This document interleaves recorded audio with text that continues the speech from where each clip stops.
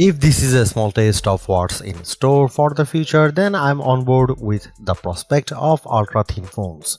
Samsung's the first out of the gate with the Galaxy S25 Edge, an unbelievably thin phone at 5.8mm that can only be appreciated seeing it in person. Not surprisingly, it has me captivated because this slim phone is rich in features that make it a worthy best phone contender, including a 200-megapixel main camera, 6.7-inch OLED display, and Snapdragon 8 Elite chip.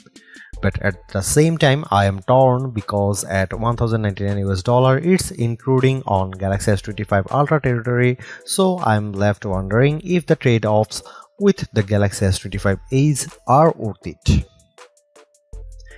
This is only the start, so it will be interesting to see how other phone makers respond to this trend. In my Galaxy S25 Edge hands-on review, I'll tell you what features stand out to me the most and whether or not its thin construction is enough to pull me away from today's flagship models.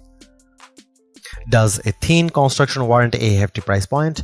This is the argument at the heart of Galaxy S25 Edge, which starts at $1,099 for the base model with 256GB of storage, or you can upgrade to 512GB of storage for $1,219.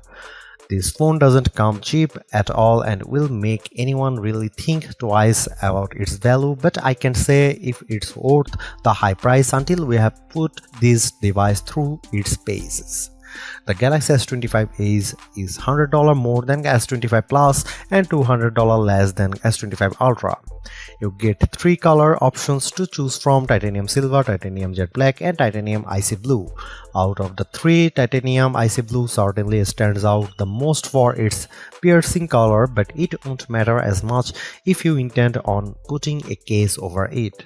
The Galaxy S25 Edge pre-orders are available right now, with Samsung sweetening the deal by taking on a $50 credit and upgrading you to the 512GB model at no additional charge. It will be widely available starting on May 23 from Samsung and other carriers nationwide. I honestly believe that the Galaxy S25 Edge is in a tough position mainly because of how it's priced and other compromises it makes in order to achieve its thinness. At $1,099, it's $200 more expensive than the similarly sized Galaxy S25 Plus and $200 less than the Galaxy S25 Ultra flagship. Battery life is clearly the one area where the Galaxy S25 Edge is at a big disadvantage. You could argue the same for its cameras, but I think its dual camera setup can still pack a punch. Yes, I'm willing to overlook not having a dedicated telephoto camera just as long as it makes do with pixel binding techniques to effectively reach the similar results.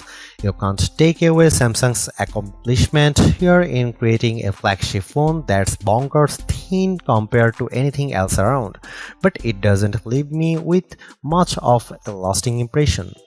If it was exactly like the Galaxy S25 Ultra in every way, camera included, but in a much smaller and lighter package, then I think I'd be more impressed. But it's not. This isn't a generation-defining change like the Moto Razr or iPod Nano. Then again, there's still chance the S25 Edge could sway my feelings once it's properly tested. Thanks for watching. See you in the next one.